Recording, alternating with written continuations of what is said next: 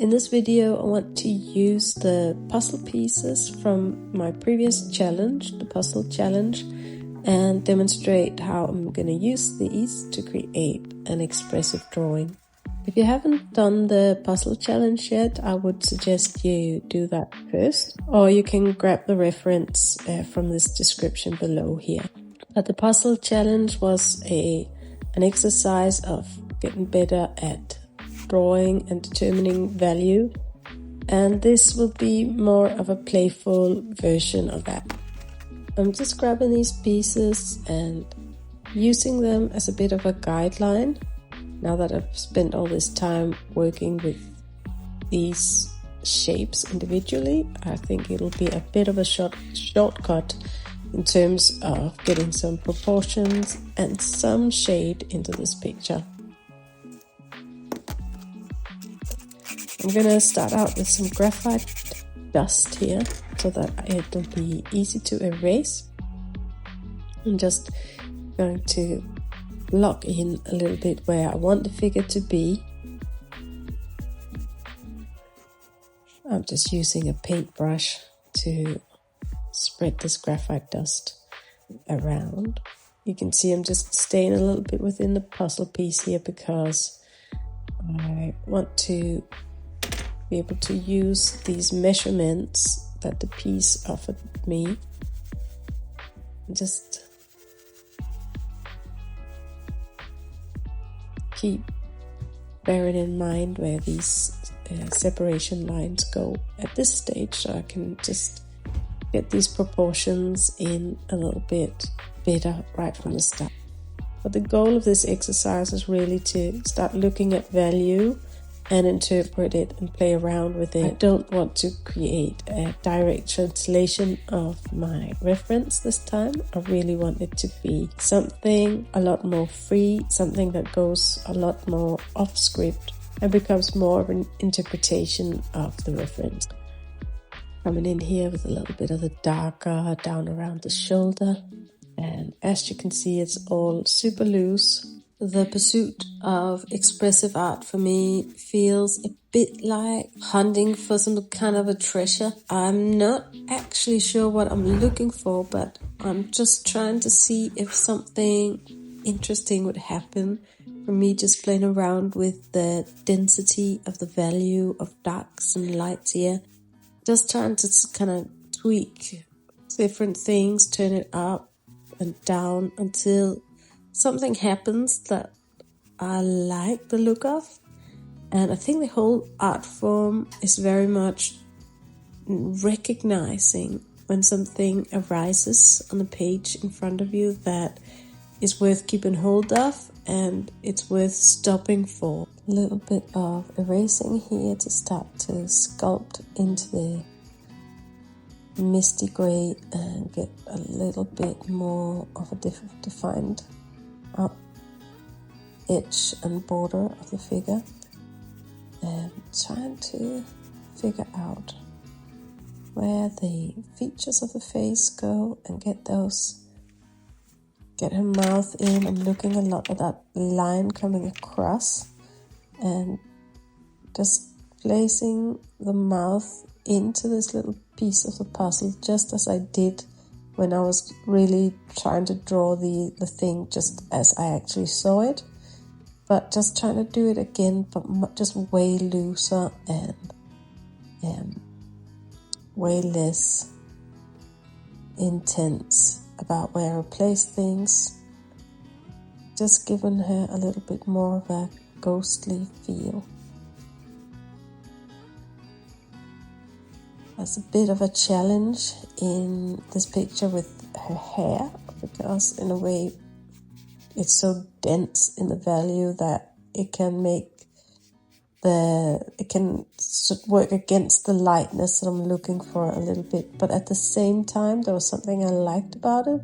So I'm really trying to balance out my wish for capturing something playful and light, but still also getting out of the hair that's something that I liked about it.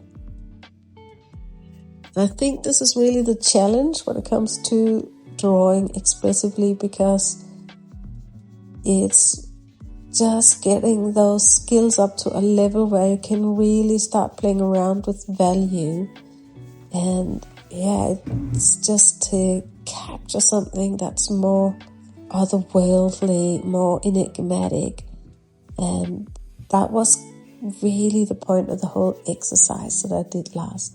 Normally I'd add in some marker lines, but in this picture I actually quite like the pencil drawn diagram lines from the puzzle pieces. I think they add a little bit of something expressive and a little bit of interest. I quite like it, so I'll just go with that this time. I'm debating how heavy to go in with the shading in these areas here.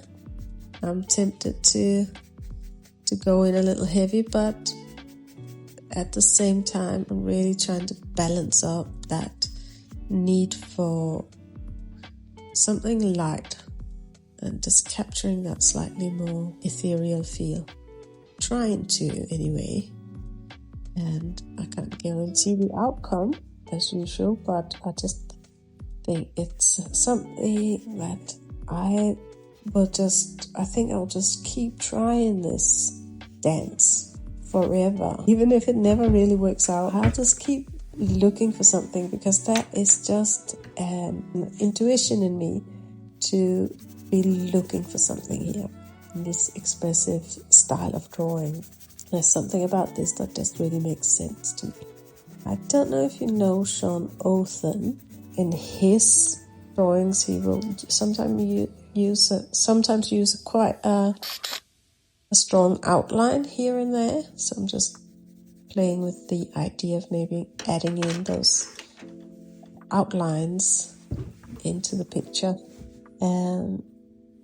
His drawings are expressive, but some of them also, they have this combined effect of super expressive, but also very refined somehow.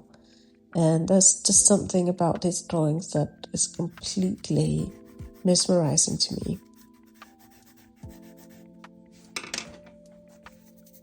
At the same time, however, I feel that I'm going into I want something a little bit more abstract than what he's doing.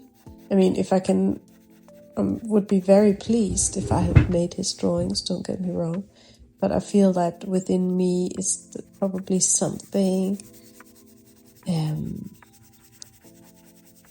kind of an urge for something that goes off script a little bit as well when it comes to life drawing. His work is all very centered around life drawing, and that's not me.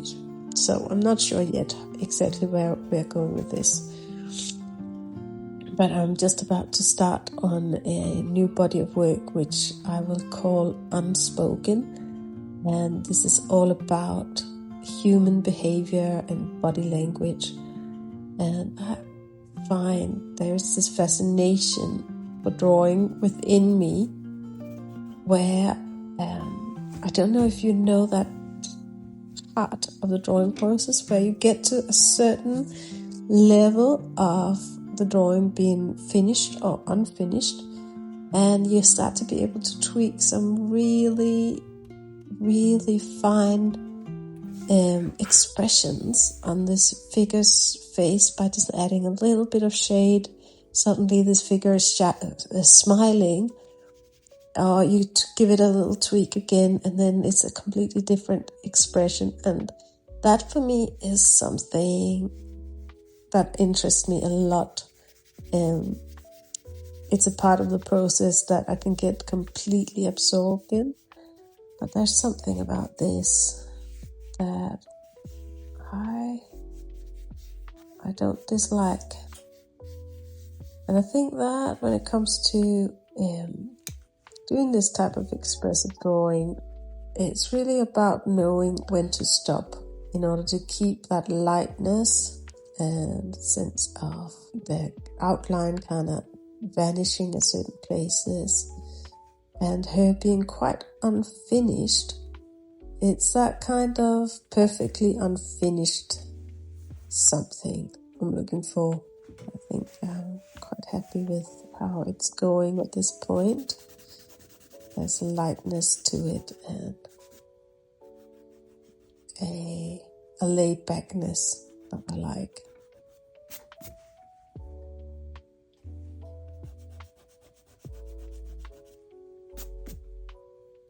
I think as artists we're kind of just playing around with the infinite possibilities, and that's the pleasure and the fun, but it can also be overwhelming.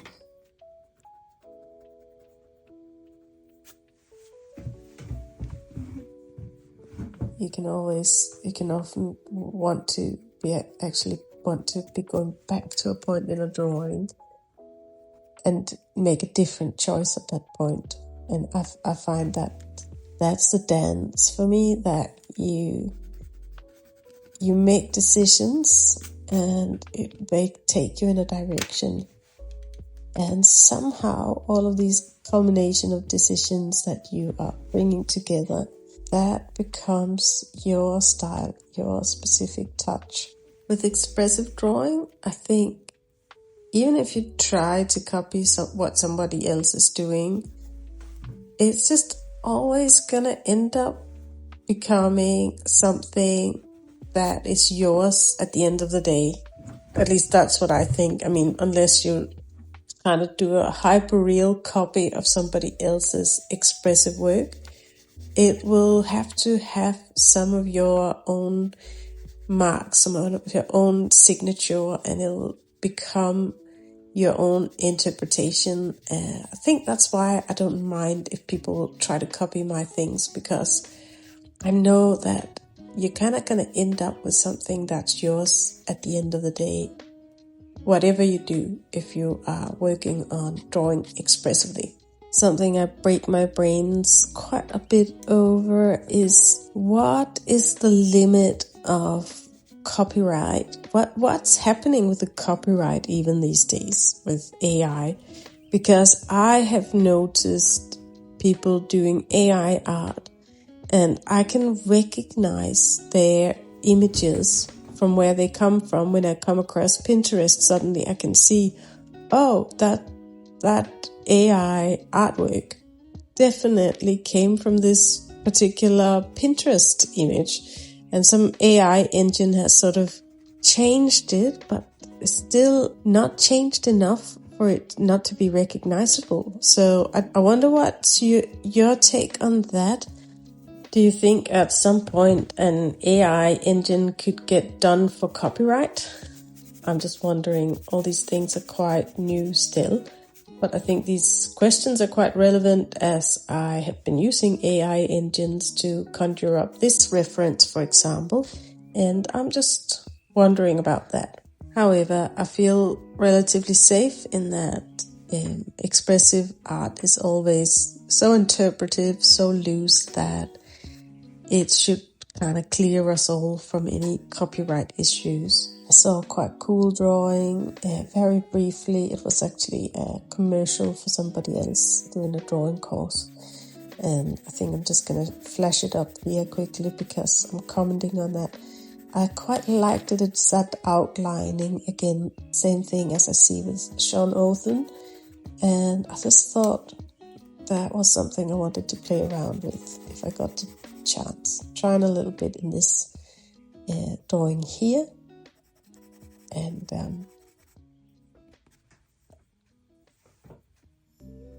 but I'm bringing in the darkest darks here in the picture. So that's my pastel pencil, and that's normally the final touch. I hope you enjoyed this drawing session and that you'll be back for more. Please do go ahead and subscribe if you like this content and you would like to do some more drawing together. Thank you so much for watching. Take care. All the best.